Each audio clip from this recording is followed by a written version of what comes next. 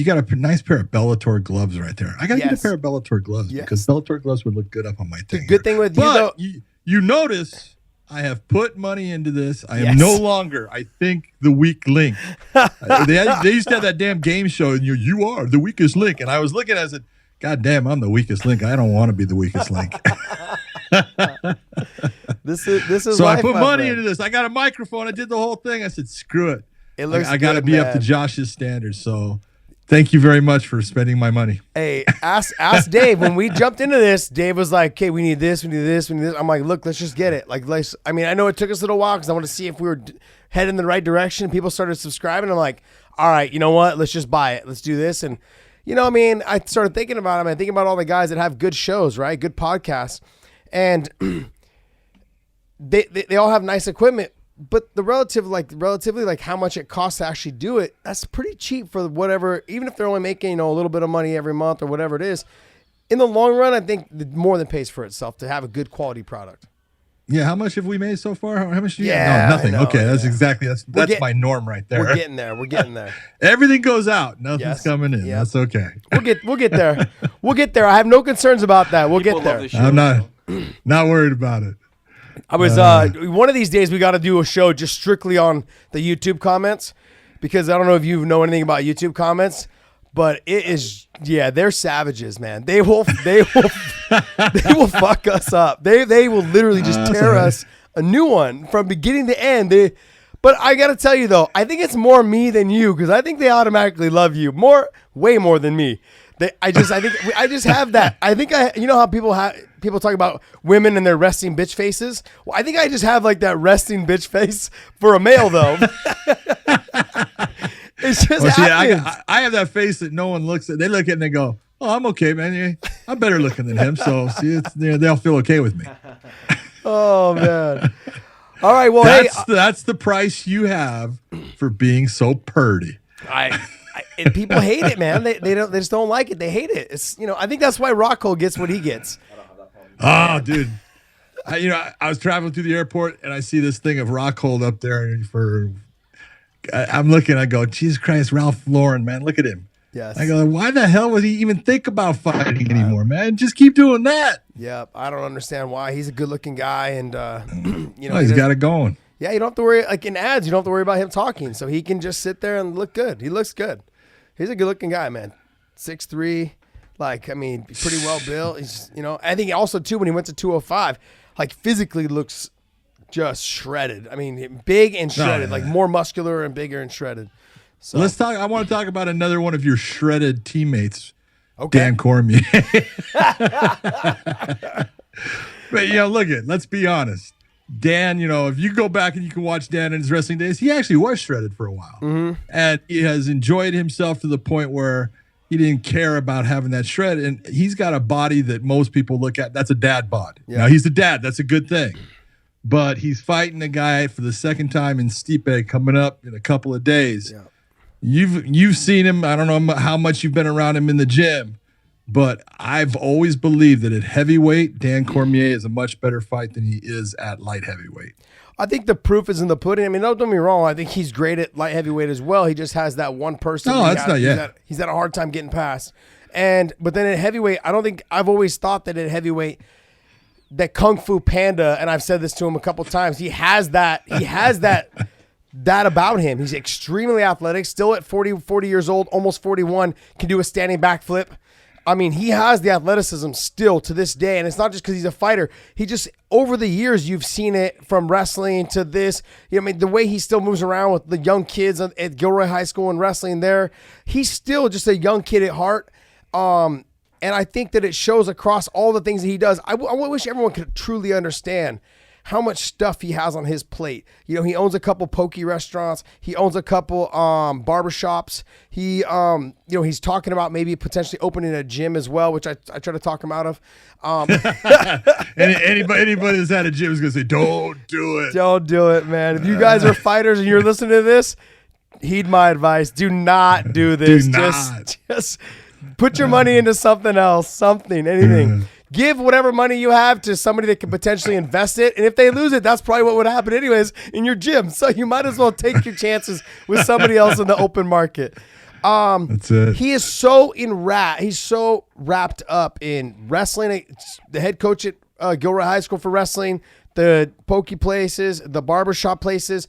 I mean, plus the kids, the wife, the family, plus training full time for this fight coming up, plus all of the UFC stuff. He does the Daniel Cormier breakdowns. He was featured this week on the E60, which was absolutely phenomenal. To me was. I've always known about his daughter, but obviously when a situation like that happens, you really don't want to like sit there and go, so tell me more. You just want to say, look, I'm here if you want to, just vent and talk, and I won't even say anything if you just want someone to talk to.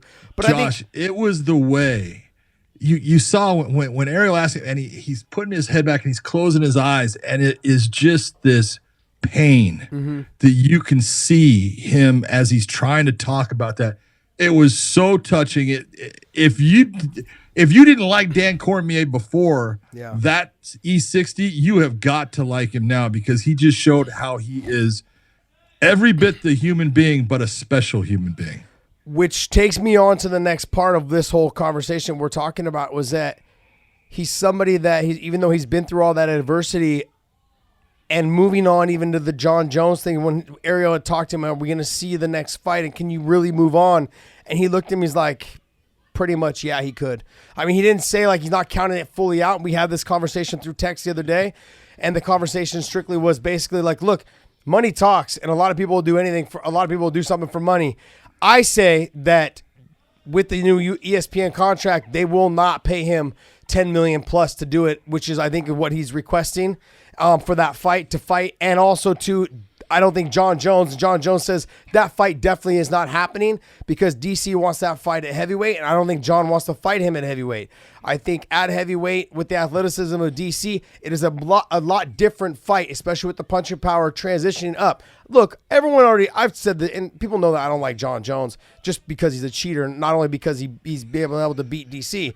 But I don't like people like him, and I'm very critical of people like him, and I'll continue to be that way. And you guys can bash me in the YouTube comments, and this is how many Fs I give, okay? Because in my situation, in my scenario, is that those are the people that, when I look at guys like Colby Covington, who has said all the things about Jon Jones, he's pretty much true. Dude, you messed up the most talented person who's ever graced the cage. And how can you do that? And the things that you've done.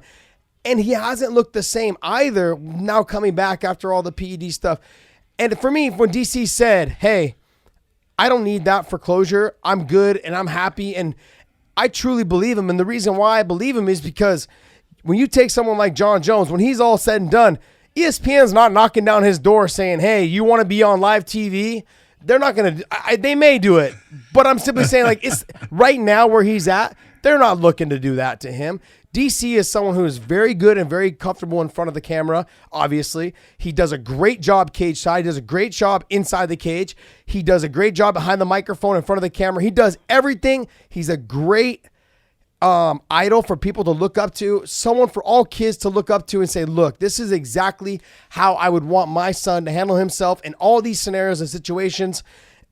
Still strong, still a man, still stands up for what he believes in, but goes out there and puts on a great show. Plus, I wish everyone could understand how much stuff he does on the backside. And I've mentioned all those things, but just being who he is, and still the relationships he has with, with Javier and Bob Cook and Dwayne Zinkin and myself and Cain Velasquez and all these guys with Rockhold. He's a phenomenal person at heart. And we've all been and down. We've all been up and down in our lives, but he is... all the adversity he's done, I can't say enough about the guy. I continuously, when I run into him, I don't say much, but I tell him this. The one thing I can say about you is I'm very proud and I'm very happy for all your success. And I wish you nothing but the best, because we don't see each other as much now with everything he's doing because he's so busy. But that's all you can say to a good friend and someone that you've been through a lot with. And I just always try to tell him, like, hey, keep doing you, man. I'm happy for you. I'm always happy for your success, because you see a lot of people that are not happy for others and because of their success. Yeah. And I can't say enough on how happy I am for him and everything he's done. Well, and the one thing to look at this whole thing, if he this is a tough fight for him. Look at Stipe is the real deal, and when you get to heavyweight, anything can happen. But if he gets past Stipe and he still is the heavyweight champion, it's nice to go out on top. You know, he has so much going for him other than just fighting, because his broadcast career, he's doing a great job.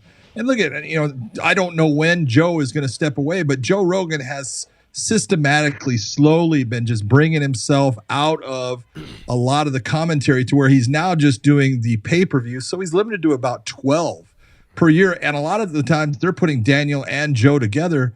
He's got an entire career sitting there waiting for him, and he's good at it, and he's fun to listen to. I mean, if there was one thing that I remember about him, you know, I did the Rose Namajunas versus Joanna Jędrzejczyk fight, the first one they had, and all I can remember after watching was Thug Rose, Thug Rose, and he just kept going. I go, that will live forever, because it was true. It was real, and that's what Dan Cormier is.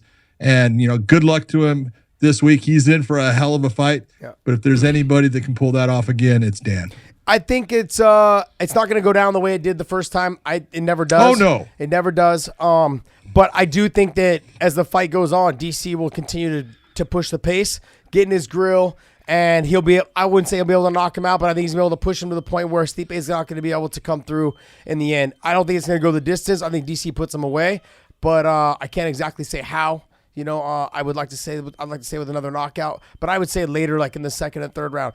Heavyweights tend to slow down. DC, even as a heavyweight later on, was still pushing the pace against guys when he fought Barnett and all these other guys. He was able to still continue to push the pace. And I think that's going to continue this weekend. We got a hell of a beep going on there. Yeah, sorry, there's a huge truck in our back alleyway, and it's all soundproof, but yeah. All right, it's all right. Yeah. You know, the one thing that I think DC's got going for him in this fight, and it's the same thing that I thought, you know, with Fedor. DC's fast at heavyweight. Yep. He doesn't look like a fast twitch athlete. He is, though. Yeah. And Stipe has got to create that distance. He's got to keep him at length. If he can keep Dan at length, he can be really successful in this fight. If he gets into the clinch situations and allows Dan to get his hands towards him and get his hips into him, it's going to be a long, hard fight for Stipe. Yeah, I agree. I'm excited just to see if this ends up being the closure that he needs for him to continue fighting, or if he's just going to go ahead and just close it all out. You said that it'll be nice to finish on top, but it will also be even nicer, though, to finish on top of Jon Jones at heavyweight. That's another thing. So I think in people's mind, like for his mind, maybe it's working like I'm undefeated at heavyweight. If John's willing to come up and they pay me over the $10 million that I'm asking, it'd be nice to finish on top with that last win and walk away and say, I got you at heavyweight. But it could also go the other way around. Someone offers you 9 figures, it's hard to step away. I'd fight Godzilla for 9 figures, okay? I'm not saying I'd win, but I'd fight him because, look, that's a lot of money. Yeah. And, you know, hopefully, if that's what he wants, that's what makes him happy, then that's what he gets. But I would really like to see Dan look at his career and say, man, you know what? I have been incredibly lucky. I've been incredibly successful based upon my work ethic and the way I do things. Let me go out on top. Let me step away from this. Whatever, you know, anybody wants to think, anyone wants to do, whatever Jon Jones wants, who cares? Yep. You're the man, and then no one can ever change that. As much as we disagree, I have to agree with you. The next one of the other things I wanted to chat real quick about is obviously one of my longtime friends, Nate Diaz. Him and I have been really close before. You've been in close proximity before. Yes, and we talk and communicate all the time via text, obviously. And one of the things that he told me was, "Man, I'd love to fuck you up," but it just no. And in regards to his fight this week with Anthony Pettis coming off, you know, some really entertaining fights and a huge win. My talk and my thing is that they're fighting at 170. Neither one of them want to cut weight. They both feel better at that weight, but they're both, to me, like obviously made their legacies at 155, and now they're fighting at 70, so they don't got to cut the weight. Nate Diaz is a big guy, just in general. Yes, he's tall. He is. He's tall, long, lanky. But I also do know that my kickboxing coach, the one that helped me get up the strategy, is this guy named Derek Ewan, along with Javier Mendez, but I worked a lot on hand with Derek Ewan for that, who was also helped coach as well as sparred with and trained with Duke Rufus, who is Pettis' coach, and the two of them have talked and conversated, and it sounds like the game plan will be very much the game plan that I had laid out for Nate Diaz with Pettis. Pettis is going to basically kind of fight a very similar fight. I would imagine he'll stand in the pocket a little bit more and throw and do a little bit more flashy stuff. But the game plan sounds to be utilize the kicks, stick and move, never stand directly in front of him, create angles, and then punch and kick on the angles. Do you really see the fight going any other way? You know what? It really depends on a couple of things. There's so many factors in this fight. If you look at it, as you said, Anthony Pettis is coming off a string of just really good performances. Even ones that he lost, he had a really good performance. When he fought Tony Ferguson, he was having a very good performance. Now, he was getting hit a lot too, but he was showing a grit that was there because he had that time when he won that lightweight title. He was on top and he was running through people. And then he got into that little bit of a dip and he had some problems. And I can't say what those problems were, but he was having either outside influences or something had changed in, his approach to the game. And it showed in his performances. And then he kind of got it back here. And so the performances that he's been putting on have been outstanding. But the one thing that I know about Nate Diaz is he can bring a pressure. And if you want to beat Anthony Pettis, you've got to be a pressure fighter. Now, Nate goes about things like a boxer does. He doesn't throw a lot of kicks. He's got a great ground game, so most people don't want to go to the ground with him. But his boxing is way better than people realize. They think that he just slaps and he's throwing shots out, and you know this, but sometimes he'll set his feet and he really tags one in there in between all the light ones. And those are the ones that hurt you. Now, the real question for me in this is I did his last fight. His last fight was against Conor McGregor, and that was 3 years ago, August 20th. All right. You have had more fights, and you haven't been fighting for the last, let's say, 2 years. You've had more fights than Nate Diaz has had since you fought him. Yeah. So his activity is the real concern for me because, there is this thing about it's not so much everyone has ring rust in different ways, but it does have an effect on your ability to judge that distance, judge your timing, and get things flowing for you in a fight. And Anthony has been fighting, and Nate has not. And I think that's the big difference in this matchup.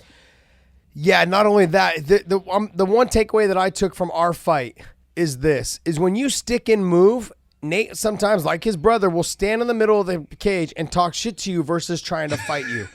And you gotta be ready for that shit talk though, because it can bring you into that brawl that you don't want to be part of. Exactly. There's not only that, but then you have to remember this is a 3-round fight. It's not a 5-round fight, and in that you're wasting time. So for me, I only had a 3-round fight with him, but I was able to stick and move, and just start chipping away at the clock. So time was against him because I had already stole a round and a half, by the time we were able to get the finish at the end of the second round. But I had already stole a round and a half by sticking and moving and landing some clean shots and winning me the round. That's all Pettis needs to do. But does he have the conditioning to do it for 5 rounds? I think he does because he's always been pretty good with his cardio from way back in the day when he fought Benson, had great fights then, and then also in the WC and then winning his title. Now, when you talked about Pettis and something happened after he won the title and he kind of hit a slump and a dip and something kind of changed where there was personal stuff at home, it's called winning the title. And there's some people that embrace it and they just feel like I'm never going to lose. I'm going to train harder. I'm going to do more. I'm going to do this. And there's some people that sometimes go the opposite way and they live the life as if they're the champ, or as they are the champion. They do a little bit more, outdoor activity stuff as far as, the clubs, the scene. Outdoor activity. Is that what you're calling it? Whatever it is. They're embracing all the stuff that comes along with being a champion, which they should. But sometimes it takes them away from the gym. And it takes them away from doing all the things that they should be doing to continue in their craft, to getting better. And they don't they don't continue to grow like they were for the last 4 or 5 years to get to the title. They stopped. So that may potentially have been I'm not saying that's what it was, but that potentially may have been some stuff that, that I out from the outside looking in kind of saw. Because during that time, I don't know if you guys recall, as soon as he won the title, I was supposed to fight him next. And during that time, I got hurt. But you got to remember, that was when he was on the Wheaties box. That was when he was like the Metro PCS guy. It was all these things that he was at that time. And I think the UFC had slammed him with a bunch of stuff, and it's not all due to him. It was, I think, for promotional purposes, he was, 26 at the time, and they were trying to build him as the next biggest star, which he was. He was going to be, and it just, I think, caught up with him. When you're taking your youngest talent like that and you're putting him in all these places for him to be in, in a really shitty way to say this, they were kind of whoring him out to all the places to get him as busy as they possibly could to put him on all these things. But it took him away from the gym. It took him away from doing what he needed to do to keep developing his craft. And once you get out of the gym, everyone knows. You ask anybody who's like 15, 20 pounds or 100 pounds overweight. Once they used to go to the gym, right? But then they stopped going, and that's how they ended up getting a little bit heavier set, it just ruined their routine. And that kind of, I think, all that sponsorship stuff or all the autograph signings or all those things kind of can ruin a fighter when all they've known is the gym, and now they're being able to have access to all that. And to me, I think Pettis is on a different level right now mentally, and I haven't seen him look this good in a long time. And he feels I think he feels very comfortable with himself right now. And I'm so happy. I'm so happy to see him this way. He seems like, look, after he lost the Tony fight, but up until that, the loss, or when he stopped in between the rounds with his hands, he fucking looked amazing. Sure, I had him kind of still losing the fight, but fuck, what a fight. What an absolute fight. I think you're absolutely right. And the one thing, we talk about confidence with a fighter. When you have a confident fighter, he's a dangerous fighter. But fighters need focus. They need that thing to look at. That's what I want. That's what I'm going after. And when you become the champion, you have got to find that thing because it's no longer there. Now you're the target. Yeah. You're the one that everyone is pointing at. You're the one that everyone is shooting for. And you've got to find that purpose. You got to find that target, that focus that keeps you driving forward, doing the hard work, and making yourself better every fight. Because if you're not getting better, you're getting worse. And that's the difference when you're talking about the top guys. My thing now, not even so much my knock on Nate, is my concerns with Nate is that even though I know he continues to train all the time, because he also helped Gilbert get ready for his fight, but Gilbert had also some time off as well. He's always kind of training with guys all around. I see him training every once in a while with Jake Shields. I see him traveling around and training other places. I think the concern with them is never going to be the conditioning or the cardio. Is the mentality of that they already know that they're needle movers and that they can make the UFC jump at a drop of a dime anytime they want. Like, hey, I want to get on that card. Oh, shit, the Diaz brothers are calling me. And Dana, even as much as he likes to criticize them and talk shit about them, he will jump on whatever they want to the extent of, like, I'm not going to overpay you for a fight like this. I'm going to pay you this. You either want to fight or you don't. I can understand from a promoter standpoint, that's what he's doing. But from the other standpoint, from them, they can make him jump. I want to be on that card. Whatever you want, Nate. Sure, let's get the deal done. That concerns me a little bit because now they don't really care if they win or lose. Because I think they always do care. I think they always want to win. But you see the stuff like with Nick when he fought Anderson. I got concerned when he laid down in the cage, and I thought it was hilarious. But then at the same time, I'm hilarious. I thought, what the hell are you doing? Because I was the referee, and I'm going, Jesus, here he goes. What are you doing? Come on, man. yeah. But my point is that when I get to it, is they stand in the center of the cage and they let the minutes tick away, and there's no sense of urgency sometimes when they see that you're sticking and moving and running, and they potentially will lose these fights. And those are the things that scare me because, like, they're so good. And if they just kept doing what they're doing to win the fight, I think they could beat a lot of guys, a ton of guys. And I don't want to see that Nate Diaz. I want to see the Nate Diaz that went in there and just fucking destroyed Donald Cerrone. I want to see that guy. I want to see that guy just walk in and do the same thing with Michael Johnson. Just slap him, punch him, boom. That's the one thing. Look at, he can do that.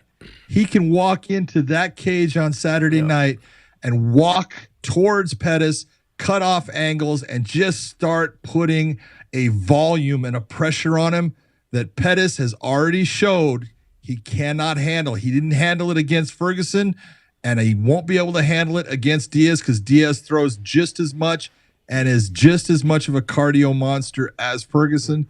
So he can step in and do that same thing. He's that talented. He's that good. I'm going to throw a total wrench in this right now. One that How you big a wrench? maybe, and everyone at home everyone's gonna criticize me for this. I'm gonna give Pettis a chance and an opportunity, I think, and I'm gonna say this out loud, and I can't believe I'm saying this. There is a good chance that he potentially will submit Nate Diaz. Oh, that ain't happening. You don't think so? It's not happening. You don't think so? Yeah. All right. What are we putting on this? Come on. I'll give you here. I just had some shirts made from ProWrestlingTees.com, and I one time said that you remember the show Street Fighter? Yeah. Okay. I one time called it's supposed to be, how do you say it? Hadouken, right? Or they do the uppercut punch, but I said hot nougat. So we made a shirt called Hot Nougat. Hot Nougat. I like it. So it's got my ugly face on it. But anyways, I'll bet you one of these so you can wear this on one of our shows one of these times. Anyways, you got to figure out what it is in return you get if you win, but yeah. I'll take that bet. No, I think Pettis' ground game is drastically underestimated from inside the guard. He's got a good It's very good. Emmanuel Sanchez style, armbar triangles, omoplatas, Yes. like very strong legs. I've grappled with him before in Hawaii with Brendan Schaub and Mark Munoz and those guys from back in the day before we were supposed to fight. His inside the guard game is really good. His half guard game and his bottom game, like his top game, not so great.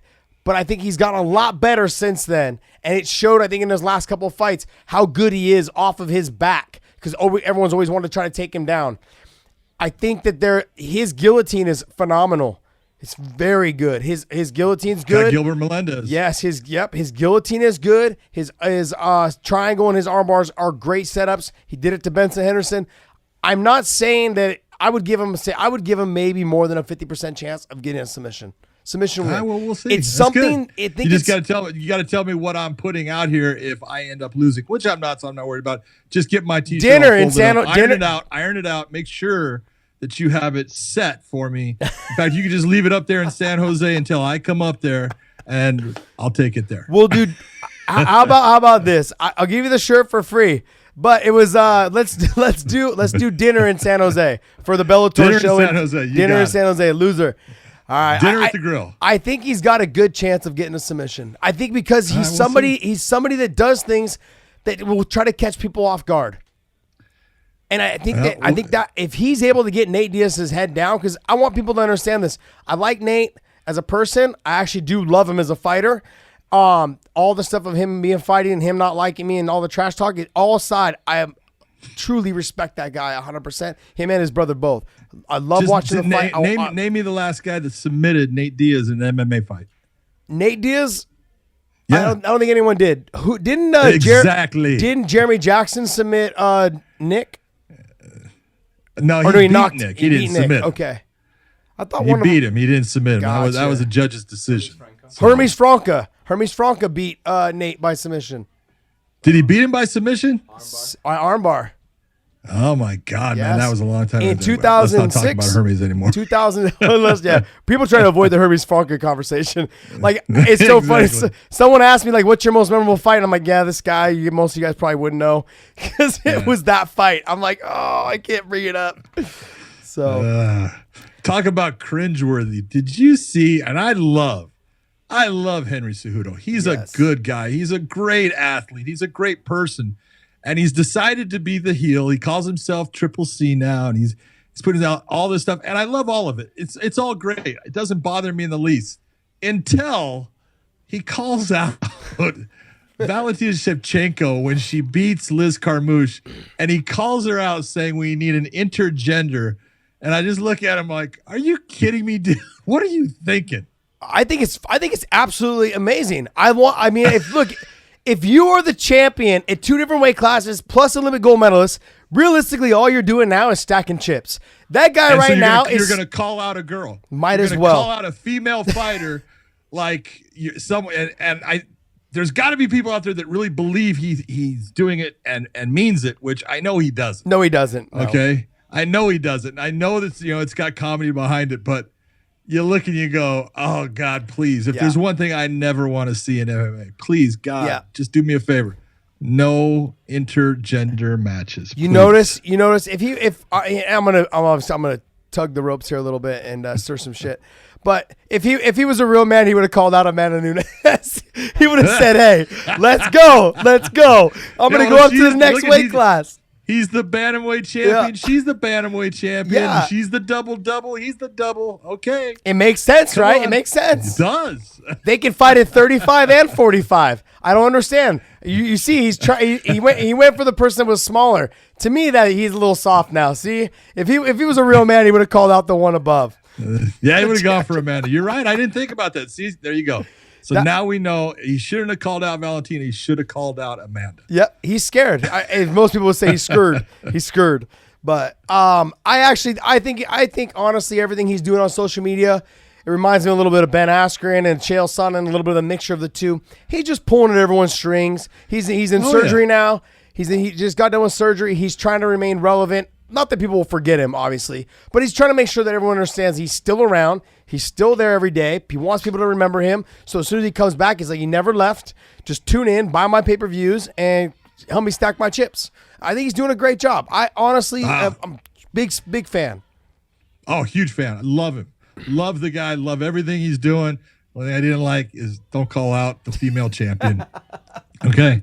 That part is just like, oh, please, God, no. Yeah. As soon as they put it out, I'm like, are they really thinking he means this? No. What is wrong with you guys? He's not meaning it. He's just, he's creating talk, and he's getting his name. Every time someone says his name, that's another, there is no bad media, I guess. Yeah. So it's a smart move by his part, but God dang, I don't want to ever hear that stuff. The best part was when she said, be careful what you wish for. And I was I love it. She's awesome. She's showing pictures. She got shotguns in her hand and stuff. I said, well, she could do that. She's already been in a gunfight. Oh, she's awesome, man. I love watching her fight. She's entertaining. Not only is she entertaining, but she's very humble. And just you can tell she's an overall just sweet girl. You probably have met her more than I have. Obviously, I've only talked to her one time ever.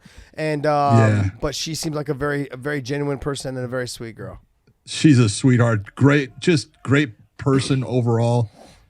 And I saw a lot of people complain about her fight.